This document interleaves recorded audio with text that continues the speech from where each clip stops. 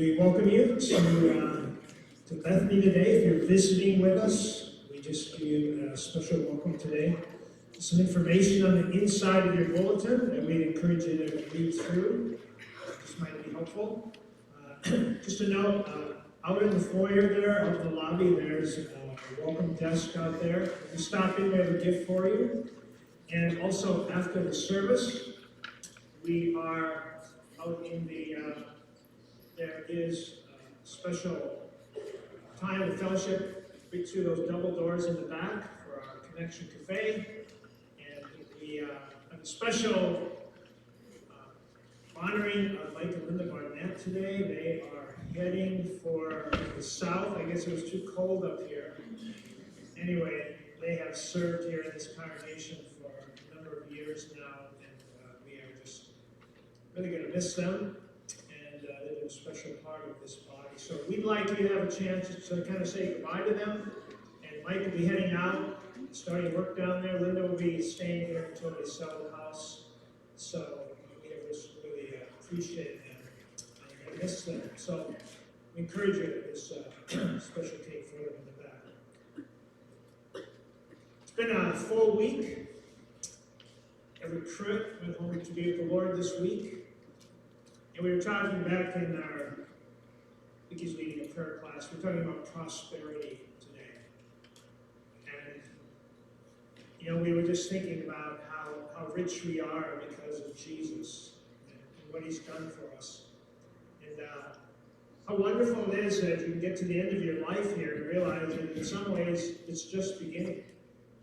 And in some ways, all of the prosperity that God has for us is in that eternal inheritance, and so we know that everyone's with the Lord today. We're just so grateful for that. There'll be a service on Saturday, 9:30 to 11:30. Will be a review of that service.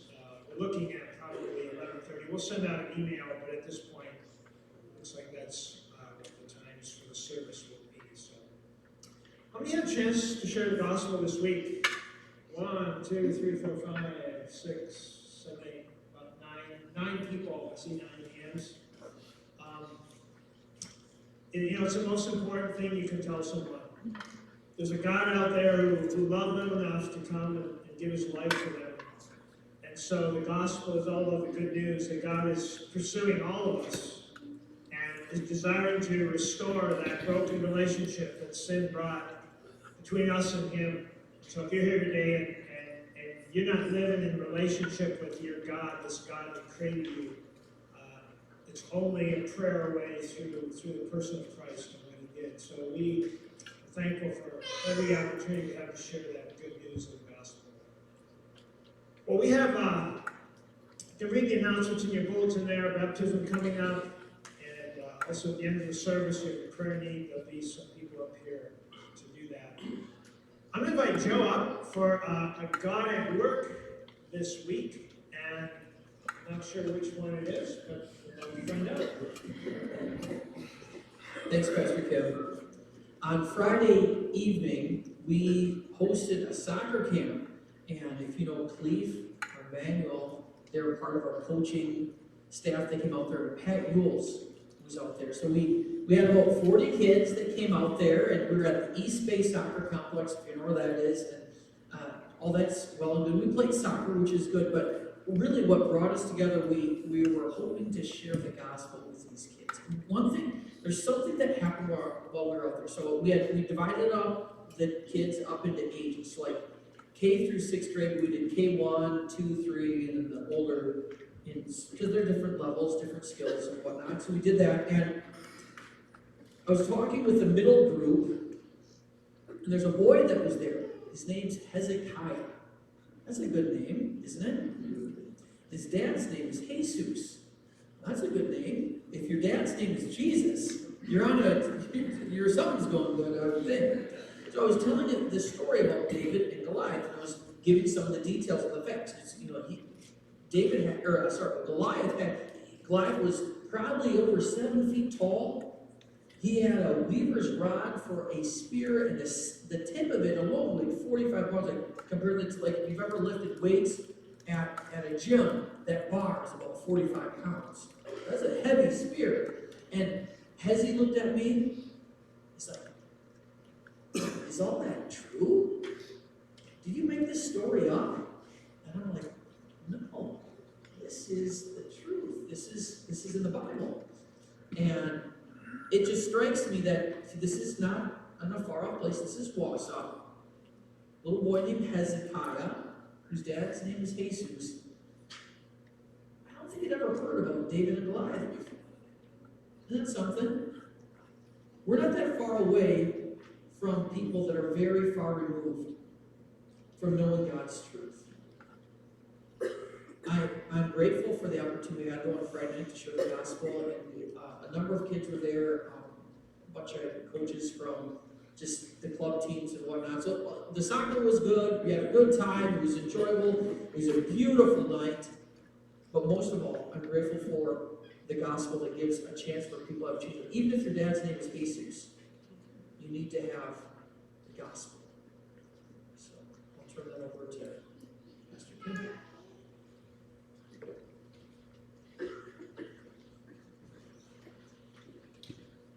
Thank you, Joe.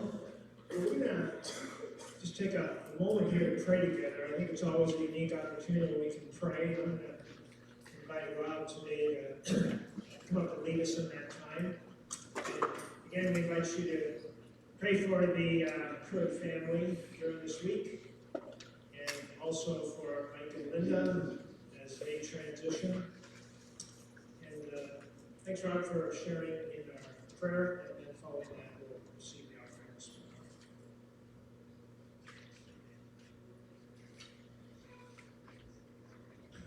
morning. Let's pray. Heavenly Father, thank you for this day and for this time that we can come together and worship you. Pray this time would be a blessing to you, and you would also bless us in it. God, we thank you for the freedom that you give us to come here and to talk freely about you and who you are and your plan for us. And God, I thank you for your gospel that went out to people today, for those that raised their hands, the people that they talked to, were able to witness to, and share the love that they have in you. I just pray that it would not return void, as you tell us it will. So have your will with that. God, thank you for the children that were shared with on Friday, and what a blessing it was, not just to get together and play soccer, but Lord, to hear your word and about you. Thank you for the willing people that helped out there too. God, thank you for this church body. I thank you for everyone in this room.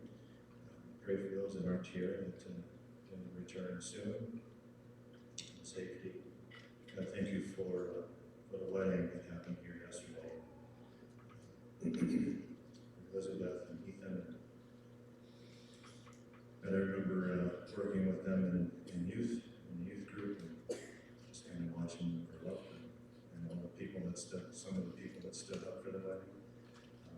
Just really a blessing to see them move on to the next chapter in their life. I pray that they would grow strong in you and keep you at the center of their marriage. God, thank you for the families, the family represented here from Everett Pruitt. God, all his faithful service through the years here at Bethany, and at the end of his life here, he gets a little more than confused, but Lord, he's with you now. And we're just grateful, Lord, that he knows now his true identity. You've given that to him, and he can sing praises to you once again. Thank you for him and his family. I pray you be with their family in this time of separation. I look forward to being with them again as well. God, thank you for Mike and Linda and for the roles they've played in this church body over the years. And it's definitely a great thing to be able to serve with Mike, and we are going to miss him, and pray a blessing on this move that they're making as well. God, we pray for those that are struggling with illness or injury. Pray for Matt Welly's dad, and pray for recovery there. And any others in our family. God, we just want to give you this time for this service, and let it be a true showing of your word to us as we worship you, both in song and prayer and in message. Pray you take the offerings that are handed in today and have your will with them, for your blessing on the hands of the people. Give you this time now, in Jesus' name. Amen. This morning, as we come to our time of worship and song, I'd like to share a little bit about why I picked this first song that we're going to sing.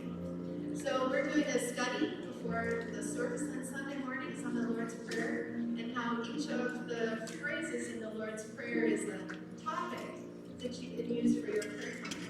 And the first week we talked about our Father, and as we prayed our Father, I got a picture.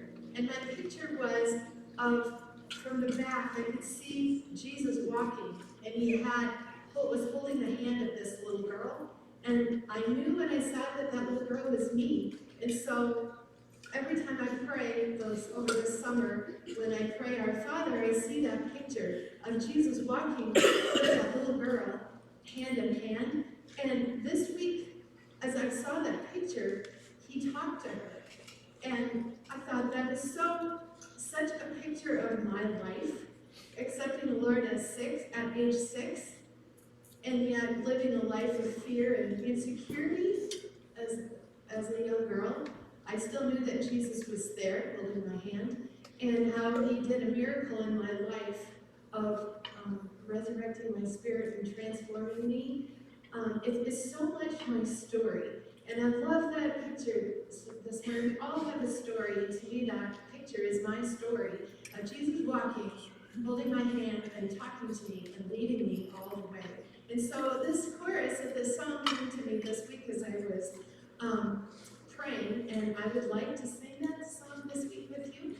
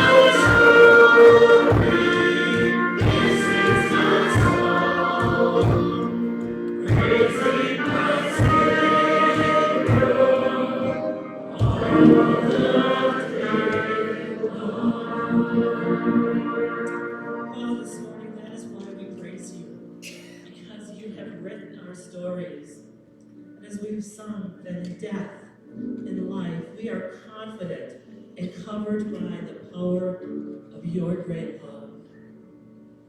Father, thank you for that picture you gave Vicki of you just holding her hand as a little girl. Father, remind us this morning of who we are in you. We are your dearly loved children, and that you love us, and it never, ever, ever fails. Father, that is why we praise you and why we worship you this morning. Thank you for your presence in our lives. Amen.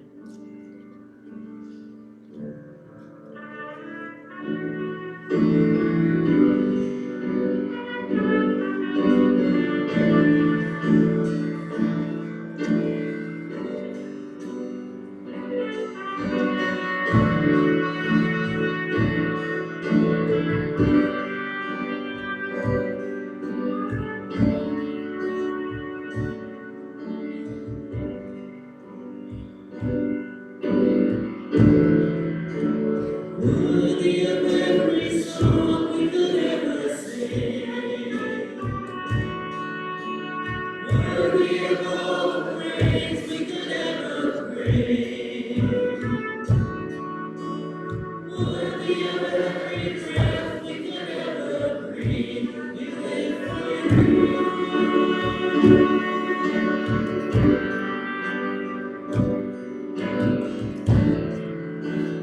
Jesus, name above every other name. Jesus, the only one who could ever save.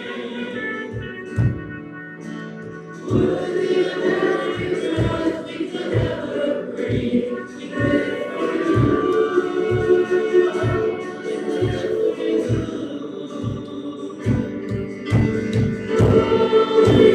There is no one like you. There is no beside you. Open up my eyes, dear Lord, show me who you are and fill me with your heart and lead me. Give me love to those around me.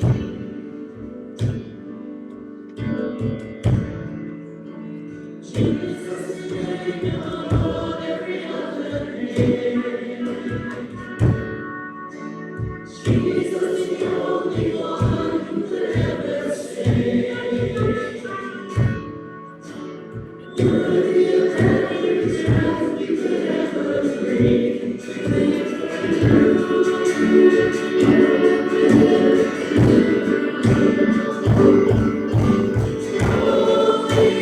There is no one like you. There is none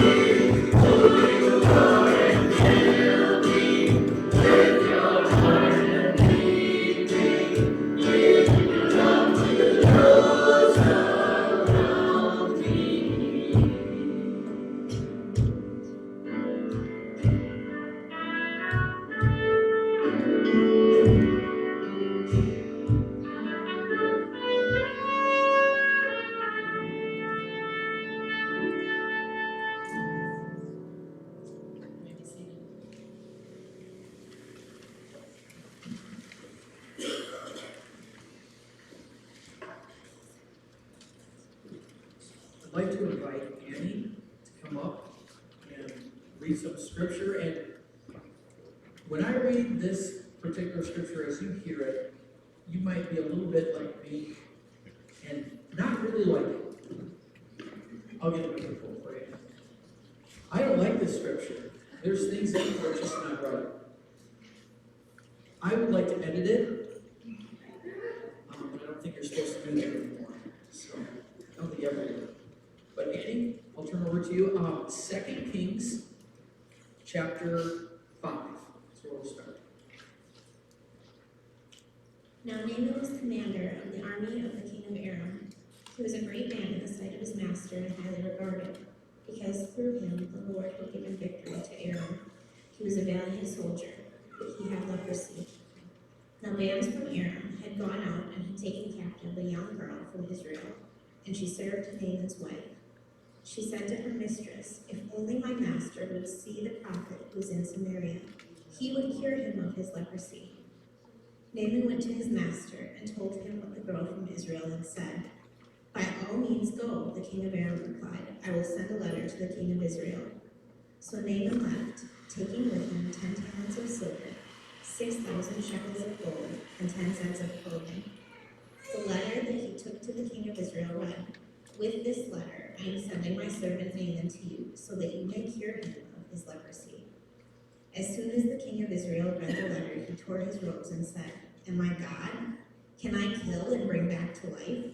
Why does this fellow send someone to me to be cured of his leprosy? See how he is trying to pick a quarrel with me?" When Elisha, the man of God, heard that the king of Israel had torn his robes, he sent him this message: "Why have you torn your robes? Have the man come to me, and he will know that there is a prophet in Israel." So Naaman went with his horses and chariots and stopped at the door of Elisha's house. Elisha sent a messenger to say to him, "Go wash yourself 7 times in the Jordan, and your flesh will be restored, and you will be cleansed." But Naaman went away angry and said, "I thought that he would surely come out to me and stand and call on the name of the Lord his God, wave his hand over the spot, and cure me of my leprosy.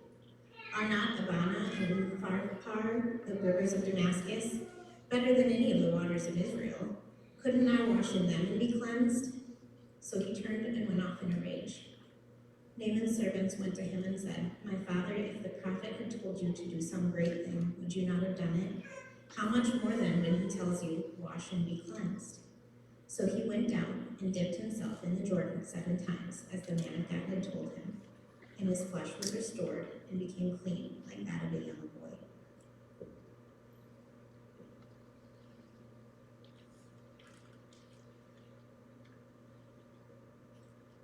Now going to 2 Kings 6, 24 through 31. Sometime later, Ben-Hadad, king of Aram, mobilized his entire army and marched up and laid siege to Samaria. There was a great famine in the city. The siege lasted so long that a donkey's head sold for 80 shekels of silver, and a quarter of a cab of seed pods for 5 shekels. As the king of Israel was passing by on the wall, a woman cried to him, "Help me, my lord the king." The king replied, "If the Lord does not help you, where can I get help for you? From the threshing floor? From the winepress?" Then he asked her, "What's the matter?" She answered, "This woman said to me, 'Give up your son so we may eat him today, and tomorrow we'll eat my son.' So we cooked my son and ate him. The next day I said to her, 'Give up your son so we may eat him.' But she had hidden him." When the king heard the woman's words, he tore his robes. As he went along the wall, the people looked, and there underneath he had sackcloth on his body. He said, "May God deal with me, yet ever so severely, if the head of Elisha, son of Shaphat, remains on his shoulders today." Thank you.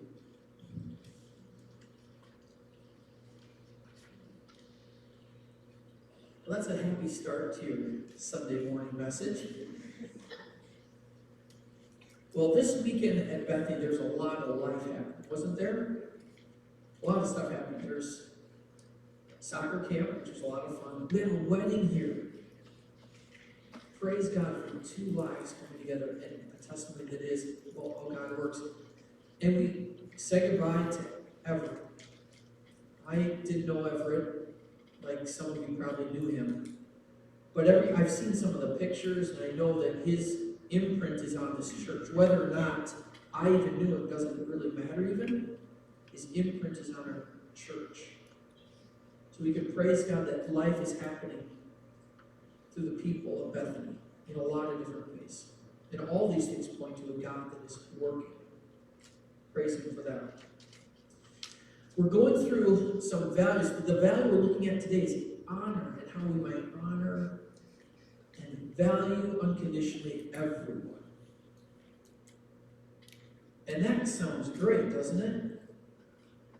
But did you just read, or did you just hear the story that Annie read? Now, if I were to write the story, I would reverse those two stories. Like the one would come before the other. Bad people do bad things for bad reasons, do horrible things, but something would happen and God intervenes in their life and they get changed. Wouldn't that be a nice story? That's how Hollywood would probably write it. But what do we have instead? We have a man brought gifts and money and all these things to earn favor, and then Elisha goes ahead and heals him, but he's the general of this army, an army that would later besiege their city, and people would be hurt greatly by this. I know we say we want to honor and unconditionally value everyone, but could you imagine if that mom came in here today and someone were to say, yeah, the prophet of God is going to heal the general of this army that's going to besiege your city. We think you should honor him unconditionally, value him unconditionally. Does anybody want to take that job on? I don't think I can do it. What does this mean? What does honor mean? What does unconditionally value everyone mean? Well, maybe to help put it all into perspective, I'd like to tell you a story. I was in the Boundary Waters a couple of weeks ago. I was in the Boundary Waters canoe area. And to get to the Boundary Waters, you can bring whatever you want. You can bring everything you have at home, but it's got to go on your back, and you got to carry it with you the entire journey that you're going to be making. So we drove up to the Boundary Waters, hours and hours of driving, got to the put-in spot, loaded everything up on packs and the canoes, we went down, we portaged, got off, portaged again, did all these things. We finally got to our campsite, set up camp, and I was tired, so we set up our tent, and I fell asleep. Probably about 9:30, I was out cold. I was so tired. So we got out in there, we're sleeping away, and then in the middle of the night, 3 a.m., I woke up. There was a bear in the camp. I could hear it. It was knocking the cooking ware around. I could hear that. Our food was up in barrels, up in the tree. You're supposed to, if you go to the Boundary Waters, you're not supposed to keep your food down. So you don't keep it in your tent. No way.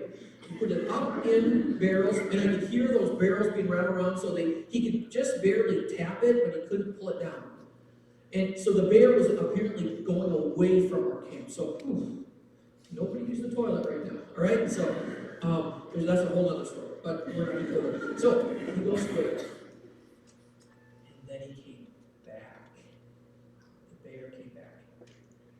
Oh, okay, so if you're in the Boundary Waters, and all you have is your tent, which is got walls this thick, and you got a bear outside, it's a very life-giving experience. You're wide awake, your heart overflows, if you will. And my heart was just pounding because I could hear this bear right outside my tent. I had my boys right next to me here, and I'm like, man, after I feed them Andrew and David, what am I going to do? I wasn't thinking that. I was going to do something else. This is not good. Because if I wanted to stop the bear, I know you're supposed to make lots of noise, like bang pots together. Well, he was playing with the cookware out there, so can I borrow that pot? I need to hit it. No. I had an axe, you could maybe hit the bear with an axe, but the axe is down by the campfire. Well, I'd have to go by the bear, or Sasquatch, or Yeti, whatever that thing was, to get to it. It's not good. So I am just, okay, so it's 3 a.m., I was exhausted, but I was wide awake, absolutely wide awake. And then, the silhouette of a man walked in front of my tent. I'm like, holy crap. I don't know if you can say that in church, but I just did. And there is a man right outside the tent, and then he came right up to the tent and unzipped it, and I'm like, whoa! No, it was my father-in-law. He was taking our tent, in the bathroom. He forgot his flashlight. Anyways, I didn't care to leave. I was too tired, but he banged me around, woke me up, and he came back. Oh. Now, I could have had 10 cups of coffee and been less awake than I was at that moment, right then and there. And I'm thinking, man, what is going on? Because I valued my son so much, I would have done anything at that point. Going out, I would have punched the bear in his nose. Or whatever you do to wrestle. I don't know how you wrestle bears. I've heard stories you can wrestle bears. I've never done it. What do you do? So I value my kids immensely. I would do anything for them. And I think anybody in the room could imagine a scenario where you would lay your life down for that person you care about. That makes sense, doesn't it? You would do that. But let's go back to that Bible story. What about Naaman? What about him? Do we unconditionally value that guy? Let's fast forward, say, a couple thousand years. Let's say you live in Dayton, Ohio, and something goes way wrong and your kids go out. Can you unconditionally value that person? Or El Paso. You just go to Walmart. You're just going shopping. Do you unconditionally value that person? How does that all fit? So we have this nice sign that's on the wall, and it's on the back of your program of what we're considering about making for values, but it looks really nice there, but do we really realize what it means? If we were to honor people and unconditionally value everyone, think of the person you really don't like, that politician you don't care for, that person maybe that lives in your neighborhood that you see them and I wish they wouldn't park there. The person at work that just, it's like they're on purpose, whatever, do what they do. How do we unconditionally value? Well, I believe there is a way to do that. And I invite you to turn with me. We're not going to really look at 2 Kings anymore. We're going to be looking, starting with Genesis. We're going to work our way through, just point out a few things that might help us live out this value, this honoring. There's a program, if you care to, you can follow along with it this morning, just to understand. But let's start with this, the origin of honor. The origin of honor. Genesis 1:27 says this, so God created man in his own image. In the image of God, he created him, male and female. He created him. And there's actually a book I'm reading just now that's helping me understand this concept a little bit better, but basically what this concept is every single person is made in the image of God, and our value is drawn from not by what we do, not by what we say, not how much money we earn, not our skin color, not any of those things. It's drawn by, we are created and crafted in the image of God. Because of who our Creator is, that gives us value. Now, the opposite of that, where a person might find their value, if they're not that, let's say you don't believe in God, you do not believe there is a God in heaven, you do not believe there's a divine creator. Well, what gives a person value? What does that person find value from? Well, I don't know. An evolutionist, there's a man named Stephen Hawkins, he's no longer with us. He believed that was a trait, valuing people was a trait that was developed in people to help them survive better. These little tribes, these little people, it was a value that developed, and so that's what happened. But in our more sophisticated society, we don't need that value anymore. So I would say we need this value more than ever before. It means every single person, no matter their race, their worth, their sin issues, their wisdom, their strength, or weakness in character, they're valued because of who their Creator is. But our world has rejected God. In our Declaration of Independence, it says that all men are created equal. But if you take a look around, it seems like some are more equal than others. So, where is this headed? I think we should expect the divisions. We should expect the issues as we get more separated from what God says and what His values. We should expect these divisions to happen, but we can live differently. So to begin with, to honor means we can live differently. We should, we ought to live differently because we believe that every person has value because of who their Creator is. Let's make it just a little more personal. If you're alive, if you can hear my voice today, you are infinitely valuable, intrinsically valuable because God made you, and He didn't make a mistake when He made any of us in this room. Now, we might not like, there's some things about me I don't like. I wish I was, and then fill in the blank. All of us could probably find those things. But it's so important that we remind ourselves this world is working, this world is a totally different system, is working against this value that we are valued and we are honored because God made us.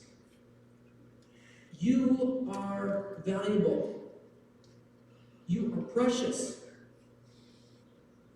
You have so much worth. Do not forget it. Do not let this world confuse you or betray you, lead you down the wrong path. This is true. But we have forgotten it, so redemption is needed. In Romans 5:6-8, we're told about what Christ did, and it's the second blank, if you care to fill it in. It's the cost of honor. The cost of honor. It came at a steep cost. Romans 5:6-8 says, "For while we were still weak, at the right time Christ died for the ungodly. For one will scarcely die for a righteous person, though perhaps for a good person one would dare to even die. But God shows His love for us in that while we were still sinners, Christ died for us." In my little tent in the Boundary Waters, I know, and I was prepared, whatever it took to defend my family. I was ready to do that. And I think most of us can understand that. But who did Christ die for? The unrighteous. People that didn't deserve it. Just think about that for a moment. Think about what He did for us, but for everybody. Right? The example of Elisha is in some ways perfect. I really don't like it, but it's perfect. Who did Elisha heal that day? The general of the army that in maybe a year and 2 years would come in and do great harm to these people. Who did Jesus grant salvation to on the cross? A criminal. A person who had no opportunity to live for Him. Jesus did all this at great loss. Christianity is a faith, it's a religion, it's a way we might believe. It's like no other. And this value reflects this unique value. It's not what we can do, it's what our Father in heaven has already done that gives us a chance to have a relationship with Him. That is powerful things. It takes so much pressure off of us to have to perform, to do, to be just right. We don't have to be perfectly right anymore. But it came at a cost. It cost everything to make up the difference. His gift of God is intended for the unrighteous, just like you, just like me. And God loves all of us, even the ones we don't. God loves them. Just let that sink in for a minute. In fact, he sees inside of all of us, and He sent His Son to die for us. He knows our value. He knows we're made in the image. Whether we remember it or not, He knows our value. It's not on a sliding scale. It's not some are loved more than others. Everyone is so loved, and we can strive for that as well. To love in our world and to honor, how might we express that? What is the expression of honor? One final scripture I'd like to read this morning. Acts 16, verse 25 through 28. About midnight, Paul and Silas were praying and singing hymns to God, and the prisoners were listening to them, and suddenly there was a great earthquake. So the foundations of the prison were shaken, and immediately all the doors were opened, and everyone's bonds were unfastened. When the jailer woke and saw the prison doors were open, he drew his sword and was about to kill himself, supposing that the prisoners had escaped. But Paul cried with a loud voice, "Do not harm yourself, for we are all here." Put your feet in the shoes of that jailer. This man knew the law. You do the crime, you do the time. Beatings, whippings. He probably had met so many criminals that said, I'm innocent. I'm innocent. And he probably what? What was he thinking? Sure you are. And he knew exactly the retribution coming his way for letting his prisoners go free. What did they do? He knew what the prisoners would do. They will run away. So what did he do? I mean, imagine what, it's not in here, but what is he thinking probably? I'm in trouble. Maybe it's not my fault, but I'm in trouble. Life isn't going the way that it's supposed to. No one is going to care about my life. Before somebody takes it from me, the only answer I have right now, the only answer I have is suicide. I have to kill myself. That will be the only thing that will save me from my situation. Can we just agree that that is not necessarily a new problem or an old problem? It's a very modern problem. It's an old problem, it's a new problem, it's an every person problem. When we think life is going incredibly wrong, maybe death is the answer.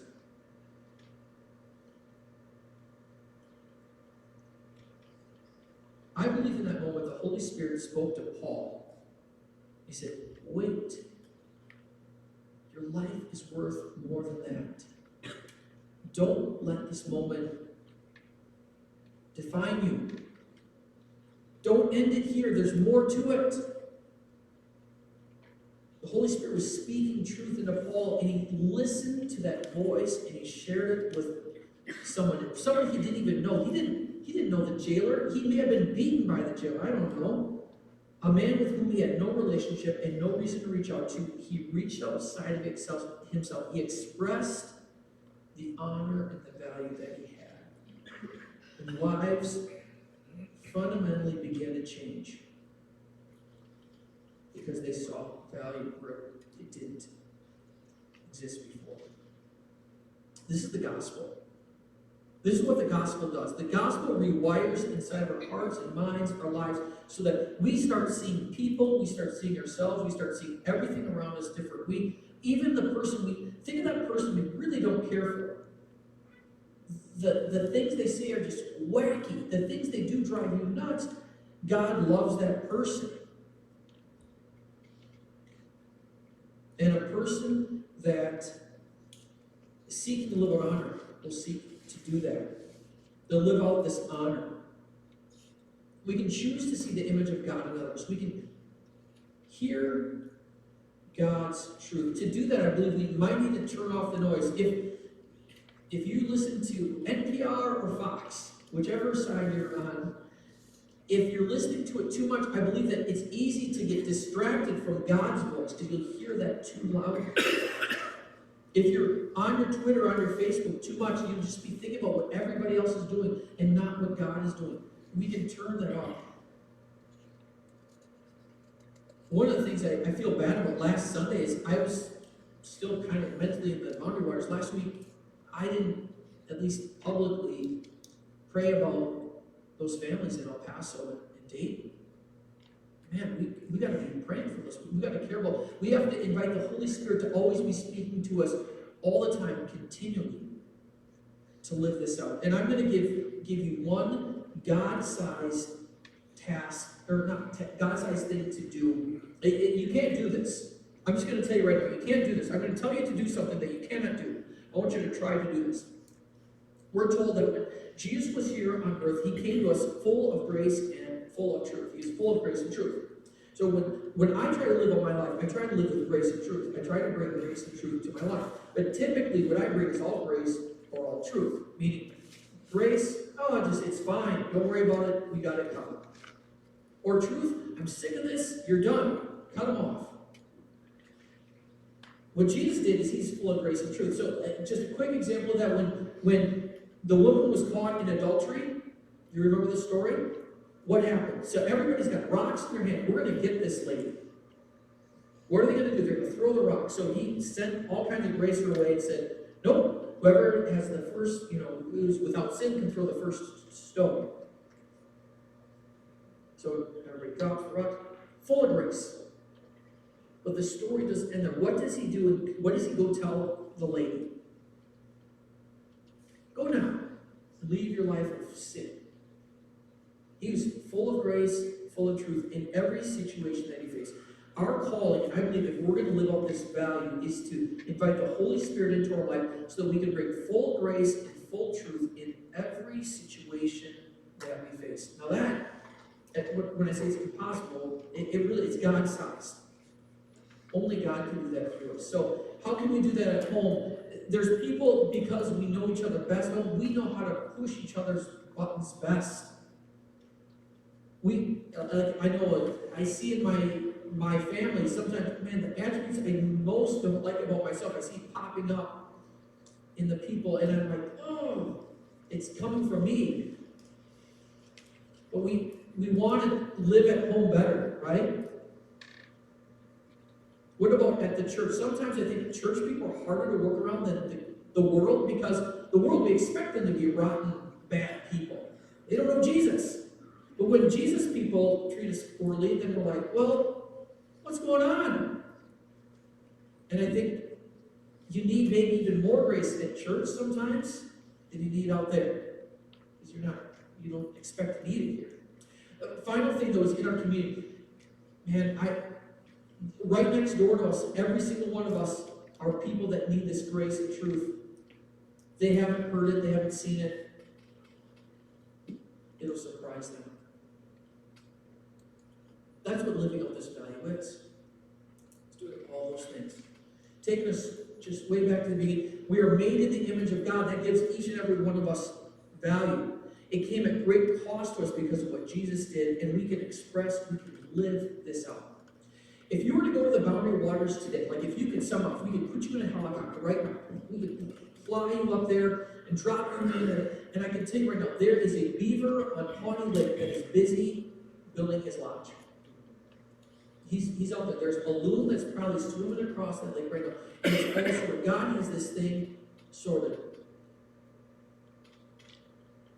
In order for this value to happen, you will fail, you will not do it right. But praise God, we have a God, we have a Father, a loving Father in heaven that's bringing this whole thing to completion. That's good news. That's really good news for you. I hope that we can live out this value and then we trust God to make up all the difference. Let's go ahead and pray. Dear Lord, we thank you for this morning. I thank you for your word that reminds us what our value and what it comes from. Lord, we were reminded today of different things. Lord, we thank you for the love that was expressed even yesterday. And I thank you for Ethan and Elizabeth. I pray a blessing on their marriage. And Lord, we know that they're going to need this value in their life. Pray for the kids that are at soccer camp. They're going to need this value in their life. I pray that they would understand and know their value comes from you. I think of the Pruitt family. I pray that they be reminded that Everett is of great value in your kingdom. And then further out, I think of people in El Paso and Dayton. Remind them, Lord, even today, their value, the children, the whatever has gone on, you love each one. And remind them of the value that they have. Lord, as we go from this place, as we strive to live out these values, I pray that you would fill us with your Holy Spirit. I believe that is the only way we can live this out to the full extent of what you're calling us to. And as we live this out, we will discover it wasn't ever us in it. It was you through us that accomplished anything of value. Remind us of that today so that we can put ourselves aside and think of you first. I thank you for the opportunity to do that, and that you sent your son for us. Without that, there's nothing we have. In Jesus' name, amen. Before you leave today, if something is going on where you really would care to pray about love, some of the people up front here that can pray with you about whatever's going on, Mike and Linda, we are so grateful you gave your lives over the last few years. Thank you. Mike, I've enjoyed eating lunch with you. It's been really good. I'm going to miss having those. So he's already promised he might come back and ride snowmobile or something next winter. Mike, I'd love to do that if that can happen. But don't leave today. If you can, today's a great day to say hi to them. They'll be at Connection Cafe. And some things are coming up, but most of all, God is with us. You are dismissed. Pray that we can live for Him.